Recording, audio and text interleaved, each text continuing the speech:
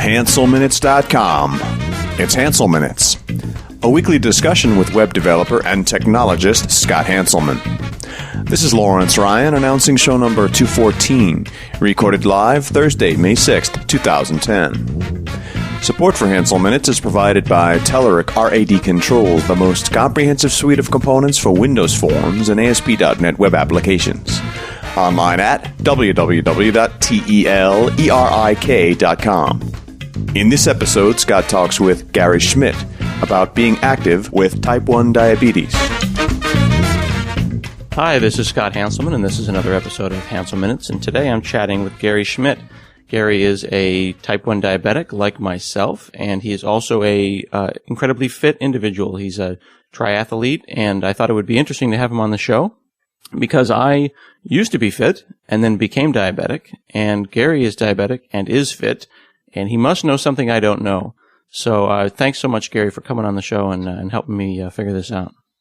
No problem, Scott. Thanks for having me. So how long have you been diabetic? I was diagnosed in December of 2002, so just a little over 7 years. Okay. And how old were you when you were diagnosed? 28. 28. So give us the story a little bit, and remember that we've got a lot of international listeners, and we've got a lot of non-diabetics. So talk a little bit about when you were diagnosed and what you thought, and the different kinds of diabetes, and whether or not it was unusual for this to happen to you at 28. Yeah, sure. So it was fall of 2002, and I had a lot of the same symptoms that a lot of other folks that get diagnosed with this have. All of a sudden I was thirsty all the time. I was really tired. I had to go to the bathroom all the time, had to urinate all the time, and my vision got really blurry. And I had always had really good vision, so this kind of bothered me a little bit. So I had all these kind of things, and then over the course of just a couple weeks, I'd lost about 20 pounds. And I'm 6'5", and I weigh about 200 pounds, so I dropped down to about 180 really, really fast. And I remember I was at work one day and went to the restroom at work and looked in the mirror, and I thought to myself, I'm dying. I really had no idea what was going on at all. So finally, made an appointment to go see my doctor, and at this point my vision had started to kind of go back to normal, so I thought maybe things were going to be fine. Went and visited him, they did some tests, and then a few days later was talking on the phone with the doctor's nurse, and then I'm trying to figure out what the diagnosis was, and she said, did the doctor say anything about diabetes? And I didn't know anything about diabetes at all. And I thought that was kind of a immediate death sentence, so I quickly did some research and learned that wasn't necessarily the case. I was initially diagnosed with type 2, which is something that happens a lot to adults that are diagnosed kind of later on in life with type 1. And I wasn't the typical kind of person that would have type 2, the typical kind of overweight, maybe kind of person. So it was kind of an odd diagnosis, but through diet and exercise and some oral medications, I was able to control it for a while. But then eventually, I wasn't able to control that. And I went to a dietitian to try to get some help, to try to see what I could do with my diet. And she asked immediately what kind of insulin I was on. And I wasn't on insulin. So soon after that, she kind of put me in touch with another doctor, an endocrinologist. And he, quickly diagnosed me as type 1, meaning that my body does not produce insulin at all, meaning that I would be, I'd have to produce my own insulin, or, I'd have to take shots or some other way, like an insulin pump, probably for the rest of my life. So it was kind of it's a normal thing. When I talk to other adults that are diagnosed with type 1 diabetes, they almost kind of go through the similar kind of thing. I don't know, Scott, is that kind of the way it went with you? Because you were, 21 when you were diagnosed? Right. So I was diagnosed in November of my 20th year. So when would it have been? 1994? Somewhere in December of 94 and December of 93. I'd have to look it up. So it's been 15, 16 years at this point. And I'm about 5'11". I like to say I'm 6 foot, but I'm 5'11". And I went from about 180 pounds to about 140, 145. Wow. I mean, I was just hanging bones off of me. And I was peeing all the time. I was peeing constantly. And I could not believe how thirsty I was. But you're a young person, so what do if you're thirsty? Well, you get some Mountain Dew. And I was just two-fisted drinker. I would have 2-liter bottles of Mountain Dew in both hands and just walk around drinking Mountain Dew, figuring that I just get enough. I was dehydrated from my point of view. And I drank an obscene amount of Mountain Dew I basically turned gray. My body turned gray. And for the people who are listening who haven't quite got the context yet, there's two kinds of diabetes. There's type 1 and there's type 2. Type 1 diabetics produce no insulin, and they are literally missing something, while type 2 diabetics are resistant to their own insulin effectively. They've basically used the drug so much that they are resistant to it. And most people overseas think of this as a juvenile diabetes and an adult diabetes. And that sounds like what happened to you, that even your doctor here in the U.S. just assumed, well, you're almost 30, so you must be the old guy diabetes and not the young guy diabetes. But that seems to have changed. Yeah, and actually, I had two different doctors at that time. The one that diagnosed me, and then we actually moved, and I had a different doctor. And this new doctor, I was type 2. It didn't even occur to him that I might not be type 2. So I had two, normal primary care physicians that completely missed it. And this is the struggle with diabetics, is that there's in the States, of course, there's a primary care physician who's really a general practitioner, and then there's the notion of an endocrinologist. And, if you break a bone, you usually go to a specific kind of person to have that looked at. And if you have a heart attack, you go to a specific kind of person. But if you're feeling sick all the time and peeing all the time, you go to your regular doctor. And if they think they can fix it with a pill, they'll try to do that. And unfortunately, that for diabetics, we can spend years even. I spent a year and a half as a 20-year-old diagnosed as a type 2 diabetic, which didn't make any sense. I didn't have any of the symptoms, but that looked like type 2 diabetes. And I ended up taking pills for a while, just like you did. And it's tragic because the time that I wasted doing that was disappointing. So initially your body is still working. It's still producing some insulin. And then over the course of, whatever it is, I was probably the same way, a year and a half, something like that. Mm-hmm. All of a sudden you just kind of, it stops. And then it takes a long time to really get to the point where I guess you're not producing any. So, right. You start out with having to use very little insulin, and then gradually you start to use more until you kind of level out. Right. And because we don't produce any insulin, folks who are listening, we have to bring it in. We have to get that insulin in. So it sounds, Gary's doctor was saying, I think that you have insulin in you, you're just not using it very well. So we'll give you pills that will make it work better. And then when you ran out, when your pancreas finally gave up the ghost, did they put you immediately on shots? And did you have to go and learn the whole? I started. I was starting. I took Lantus, which is a long-acting insulin that generally covers like 12 to 24 hours, something like that. And then to cover my meals, I use an insulin pen. So just a little, it looks like a pen, a little needle with some insulin loaded in it. And then you dial up the amount of insulin for the number of carbs you're going to eat. So if I'm going to eat, I don't know, say 15 grams of carbs or something like that, that kind of equates to 1 unit of insulin. So I dial that up on the pen, give myself that one injection, and then away I went. Mm-hmm. And that ratio that you just mentioned is so important. Diabetes is surprisingly about math, isn't it? I mean, you just find yourself doing all sorts of math in your head that you would never think about. Yeah, absolutely. If you're doing the multiple daily injections, there's a lot of math. Fortunately, you and I both use an insulin pump, which it does a lot of that thinking for us. One of the good things with the insulin pump is that you can set different ratios throughout the day. You'll find, I know I do, I'm not sure if you do, Scott, but throughout the day I have to use different ratios, to cover my meals. So the pump helps a little bit with that. I don't know if you want to talk about the pump a little bit. Well, I do. So you used needles for a while, and I did too. I spent 5 years, sticking myself. And initially when they teach you this, they tell you to just do it a couple times a day, morning and night. And I realized pretty quickly, somewhere in the first 3 years, that as much as my doctor was a good person and I appreciated their effort, they were not going to care about me 24 hours a day, and no one was going to take care of me except myself. And I think that most diabetics come to that realization. Right. Absolutely. So then I said, I got to get this figured out, and someone suggested a pump. How long till you got on a pump? It was, I don't know, probably a year and a half or 2 years, I think. Not too long.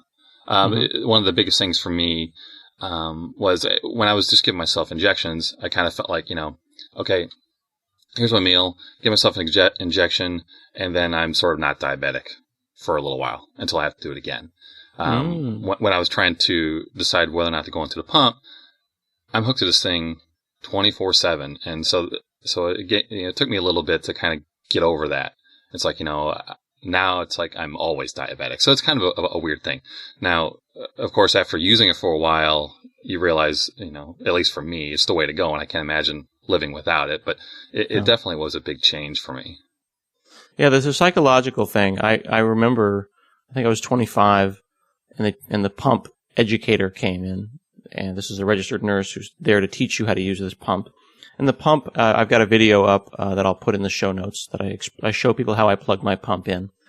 And it basically plugs into us. I keep mine in for about 3 to 6 days, basically until I run out of insulin. And it pushes the insulin into you, so you don't have to stick yourself all the time. But man, when she came and taught me how to use it, I broke down. I started crying because I just realized that suddenly I'm sitting here with an external organ that I can't afford to lose. It was very psychologically difficult. Yep, absolutely. It's it's hanging off of you every day, all day. It's a big change, but I think it's a great tool that we get to use, and we're very fortunate that we have that at our disposal. Mm-hmm. Now, were you physically fit when you became diabetic, or when did you become it? I mean, how did you go from diabetic to triathlete? Because I find diabetes makes it difficult for me to exercise.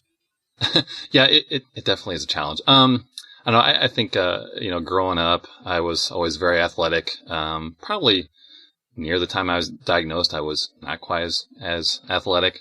I started actually getting back into it after I was diagnosed. So it's a way to help me. It helps use the insulin better. It's really hard. It's a real challenge. There's a lot of stuff that I have to deal with on a daily basis that other folks don't have to. But in the long run, the benefits definitely outweigh all of the trouble that it causes and all the challenges. Mm-hmm. One of the metrics that I use that is like it's really become my primary metric 15 years into it now is the total amount of insulin that I use in a single day. And that total amount, I feel like, tells me how I'm doing as a diabetic. And I started out using about 20 units of insulin a day total when I was very, very thin and very young 15 years ago. And then I used 30 units a day total. So that's complete usage of insulin every single day. And then in the last 2 or 3 years, it's gone up to 40 units a day. Do you think about things in that context, and has exercise changed that? I was actually just trying to look at my pump to see what my numbers are. I don't know. I think it's... I'm talking about like in the larger macro scope. Like 5 years ago, did you use less or more? You know what I'm saying? Yeah, I don't know. I think I probably used a little bit less, but then again, I don't know. I think I'm still towards maybe the tail end of the honeymoon phase. So 5 years ago, I probably wasn't using very much at all. But I would think that since I've been exercising and running and doing triathlons, the amount of insulin that my daily amount has definitely gone down. And I think if we can limit that, I think it's a good thing. And the honeymoon period that you just referred to, what is the honeymoon period? It's just the amount of time from when, your pancreas is producing your insulin and doing what it's supposed to do. That kind of tapers off over a period of time. And so over a period of time, you'll need less or more insulin from the pump or from a syringe to help make up for that deficiency.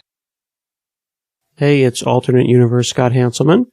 Going to thank our sponsors for making this free show possible. We've been doing Hansel Minutes for almost 4 years now, and we really couldn't do it without Telerik. So I want to tell you about some of the stuff they're working on. If you've already started developing with Silverlight, then you'll probably need a solid testing tool to do your Silverlight UIs. Unfortunately, though, a lot of the tools available today only help you with unit testing. There's not really a good way to simulate the actual behavior of those end users, unless you spend days and weeks doing a lot of manual testing. But the guys at Telerik have got a new point-and-click UI testing tool for Silverlight called Web UI Test Studio. And the beauty is that you can quickly record your tests with a cross-browser recorder. You can enrich them with code if you've got really complex scenarios. And on top of that, it supports all the standard controls as well as the Telerik enhanced controls. You can verify not only Silverlight, but even complex Ajax applications.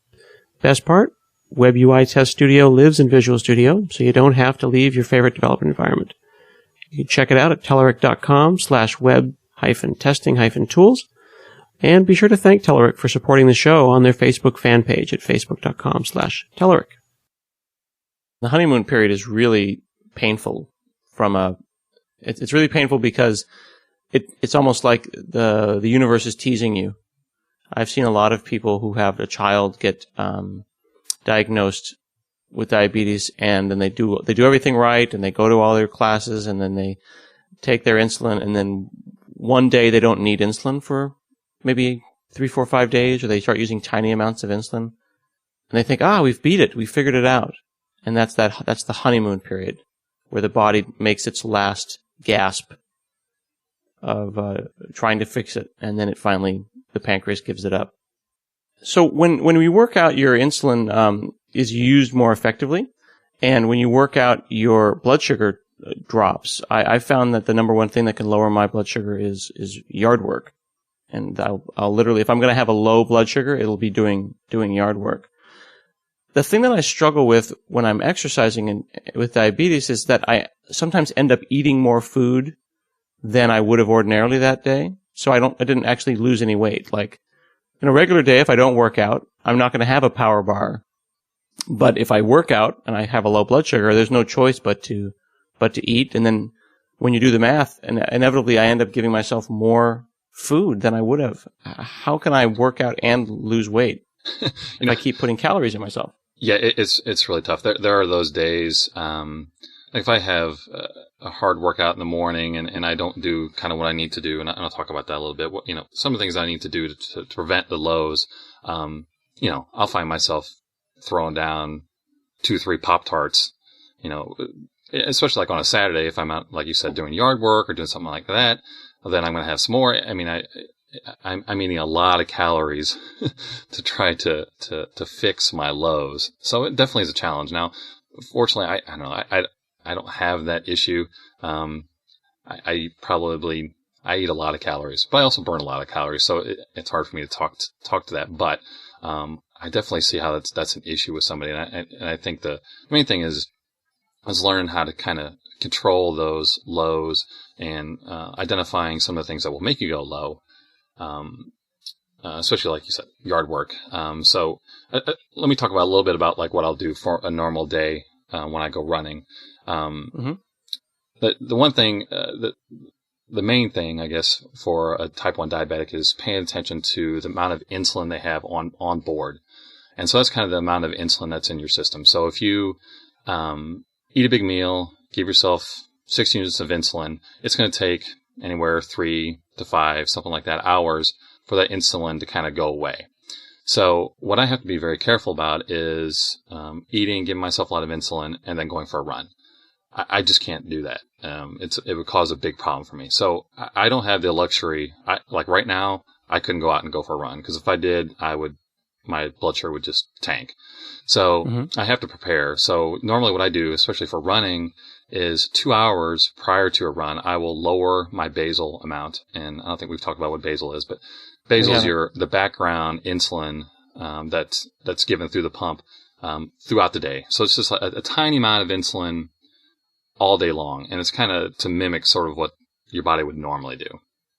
So with the pump, I have the luxury of being able to dial that back. So 2 hours before I run, I'll lower that by about 50%, maybe 40%. And then I'll go for my run. And that usually will prevent, I can go for an hour-long run and not have to eat anything during the run, and I'll be okay. Right before the run, I do eat about 20 or 30 carbs to kind of level things out. But for the most And part, when he says 20 or 30 carbs, that's like a granola bar. Yeah, or normally what I do is like a peanut butter crackers or something like that. Just something about 5-10 minutes before I go out for a run. I found if I eat it like right before my run, it just doesn't seem to do anything. If I wait too long, then my blood sugar will go high before I start. But about 5 or 10 minutes, I'll eat it, and that usually will cover me for an hour-long run, and I'll be good to go. So that's kind of my morning. Afterwards, I don't really have to do anything special, but I really have to watch myself later on in the day. When my body is trying to recover, it's going to use up a lot of glucose, and I have to lower my basal again in the afternoon for 2 or 3 hours, or I will go low in the afternoon. So, and this is because of the morning run. So you run at 7 in the morning, and you're going to still be dealing with that at 3 in the afternoon. Absolutely, yeah. From 8 a.m. till 2 or so, I'm fine. But after that, I'll start to go low. So really? This presents like a real challenge on the weekends. So if I have a super long run Sunday morning, if I get done at 8 and then I have to do, I'm going to do some yard work or something like that in the afternoon, I got a real challenge because my body's already going low. Now I'm going to do another activity that's going to cause me to go low. So those are the days where I have a box of Pop-Tarts. Wow. Can you talk a little about what a low feels like to people? A low. Because it's one of the most difficult things to explain. I mean, my wife and I have been married 10 years.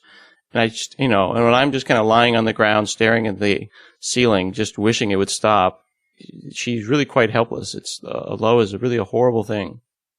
Right. Yeah. It's it's never, unfortunately, it's never the same thing, but, kind of a shaky feeling. I get to some point where I'm pretty low, fairly low, too low. I can't even think. I can't form sentences. I just can't do anything. Shaky. What are some of the other things? I guess those are the main things. Sometimes I've described people like, when your car is on E and you don't know if you're going to make it to the next gas station, and it feels like the car that you're driving is starting to pull the gas from like the really nasty bottom part of the gas tank, and it sputters. It's like the brain's version of that. Yeah. Yeah. Just kind of, weak and dizzy, and I don't know. Just everything. It really is awful. And it's one of the most annoying things. And one of the few times that I kind of, I really get upset and just discouraged and just, why now? That kind of stuff.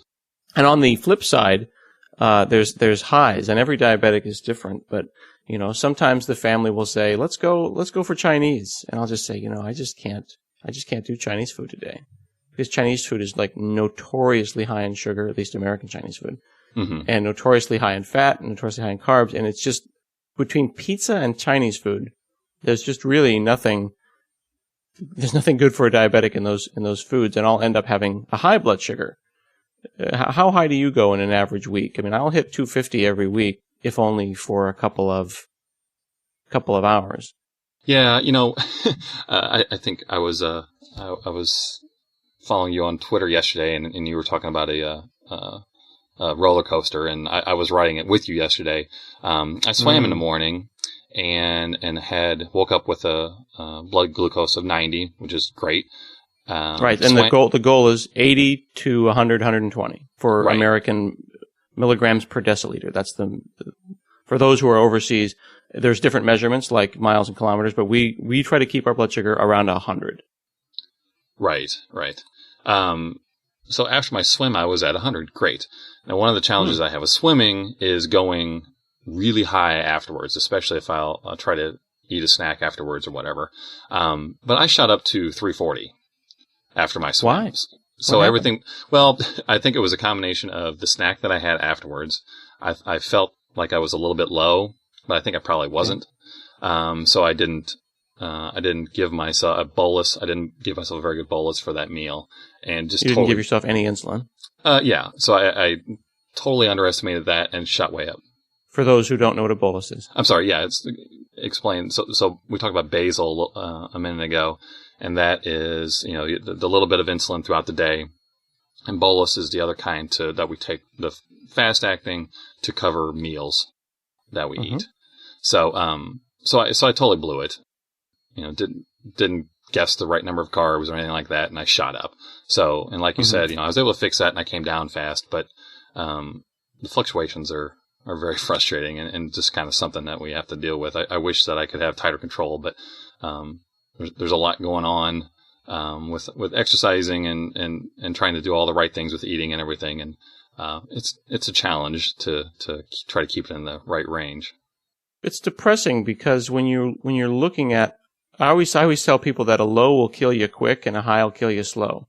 Absolutely. With a low, you're basically, your airplane is losing altitude and you're going to crash into the mountain. But with a low, it's like your balloon is floating away and you're all alone and you're flying through the sky and no one can help and you just have to bring that balloon down slowly. But when you're up there, it's just about the loneliest feeling you can think of. Yeah, absolutely. My symptom when I'm high is, kind of sluggish. I feel real achy and tired, and I play little games like, am I tired or am I high? Because a lot of times I can't tell the difference between the two. Yeah, for me, I can almost taste the sugar. It feels like I'm marinating in my own sugar, like I can taste it in my mouth. And I know that, and I'll ask my wife if my breath smells, because my breath will smell like candy, but I haven't eaten any candy. And it's just such a difficult thing to deal with. How can I start getting into working out to the level where you've actually done triathlons, right? Yeah, I've done a few shorter ones. I'm going to do a half Ironman this September, which is the 70-mile version, the 1.2 mile swim, 56-mile bike, and then a 13-mile run. I haven't committed to doing a full one yet, but I will at some point.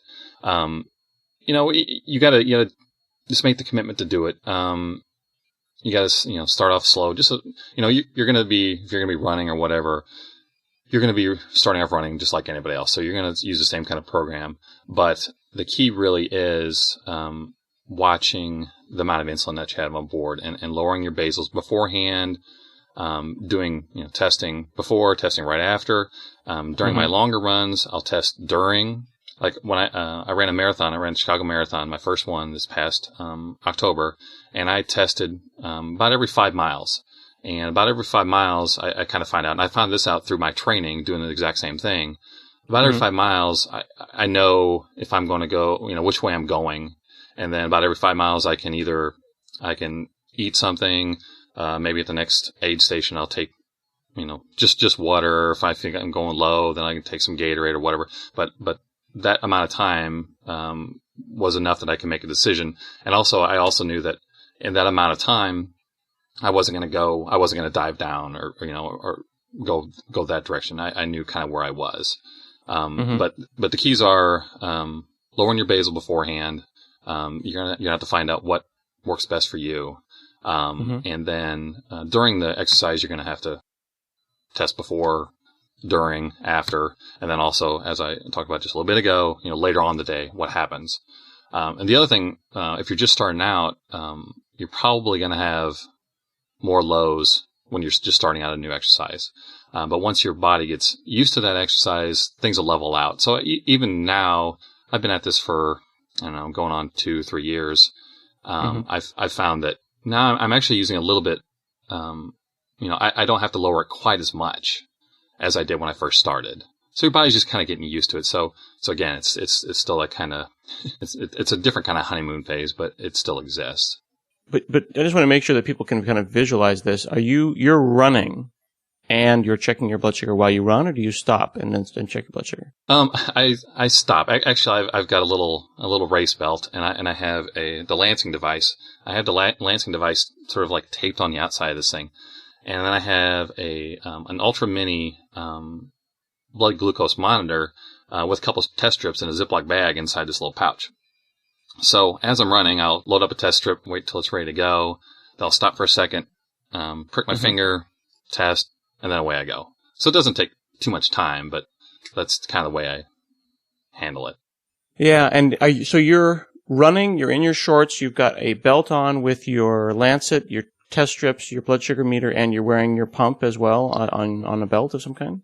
Yes. With your tubing and everything as well? Yes, absolutely. And then I also have a couple goo that I like to take. They're like energy gels. It's an energy gel. So it's a really fast-acting carbohydrate, essentially. I will never, ever leave the house without something like that on me running. It's just, if you're type 1, this is a must. You cannot go out without some sort of carb on you. So, if I test, if I'm running a little bit low, I don't like to let myself get too low if I'm out for a run. Maybe 120, 130, 140, something like that. If I'm coming down, I'll go ahead and have a goo, to try to prevent myself from going too much lower. I generally won't go back up. But if I don't eat, I definitely will go down. So I have all that stuff with me. And this is all, with, lowering my basal 2 hours before, the night before, whenever I go to bed, on my insulin pump, you can set a basal pattern. So I'll go ahead and set up my pump to say, okay, at 4:30 a.m., I need to start lowering it. So there's a lot of preparation that goes into this. This probably isn't the greatest advertisement for exercising. But as I said before, the benefits, definitely outweigh all of the challenges that we have. Yeah, it's funny though. There's so many things that are intuitive to a diabetic that sound scary to regular folks. I mean, the idea that you don't leave the house without carbohydrates, right? Oh, absolutely. I know, the one time that I went to the Blockbuster Video to rent a movie that's the time I will have a low blood sugar, and I'll find myself sitting in the parking lot of a 7-Eleven, just kind of like half crawling in to get a power bar. Right. That's just the Murphy's Law of diabetes. Right. Yeah. It is kind of, it's scary. You're going out for a long run and you have to be careful or you will run into a serious problem.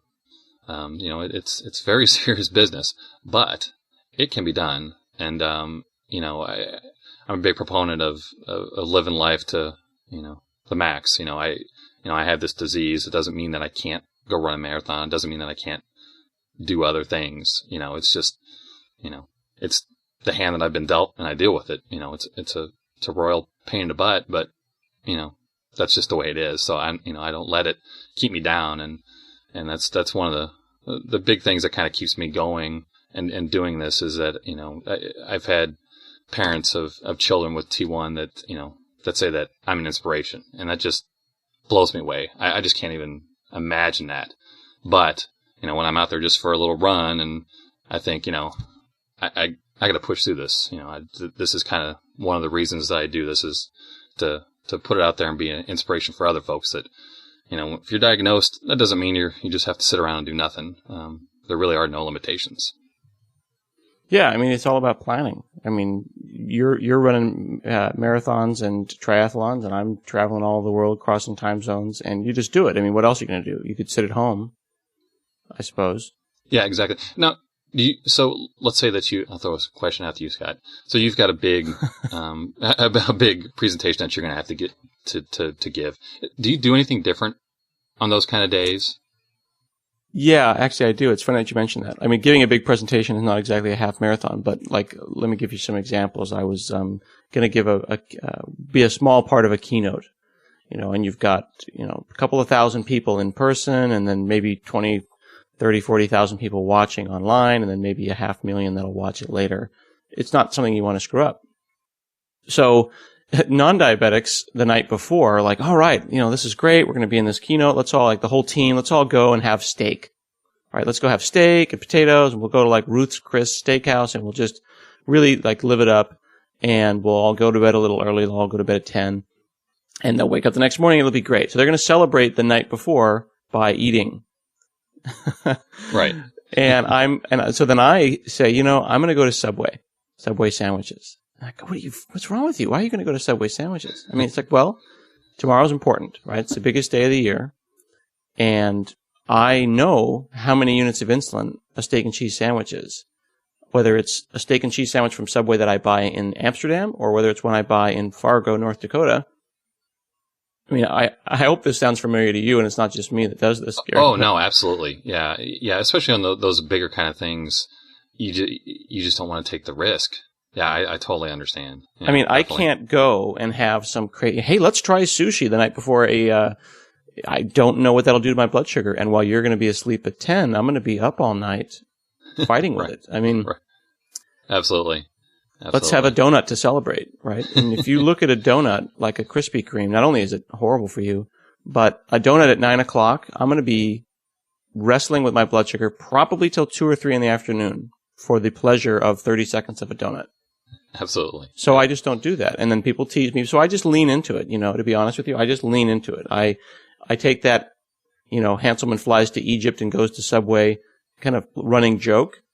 And I just say, of course I love Subway, I mean, what else can you do other than joke about it? I mean, I would love to have different food. But unless I did all the math ahead of time, I just don't know how I could do it without risking the talk. Yeah. Sometimes I'll even eat less. I mean, sometimes, it's really a horrible thing to say, but sometimes it's just easier not to eat. Yeah. On days that I'm exercising, if I'm training for triathlon, so I'll swim in the morning and bike in the afternoon. Dealing with the whole insulin on board issue, swimming in the morning's fine, but then if I'm going to bike around 12 or 1, I can't just have a big lunch at 11. I just kind of have to take it easy. I can't give myself too much insulin or I'm going to have issues on the bike. So by the time I'm done, biking at 1 or something like that, I just want to eat. It's just like, okay. The pressure's off a little bit. Now I can eat. I don't have to worry about it so much. But, yeah, you're right. Absolutely. Well, and I think that's really where we can kind of leave the conversation. I think you nailed it right there. I mean, I would just like to eat just one day, whatever the heck I want to, without thinking about it for 6 hours afterwards. Absolutely. I mean? Yeah. Well, thanks a lot for coming on and talking to me about this. I mean, it's just nice to see people that can do marathons and can do triathlons, and it reminds me that I just need to get off my ass. And I thank you for that reminder. I really do. All right. Thanks for having me, Scott. I appreciate it. This has been another episode of Hansel Minutes. We'll see you again next week.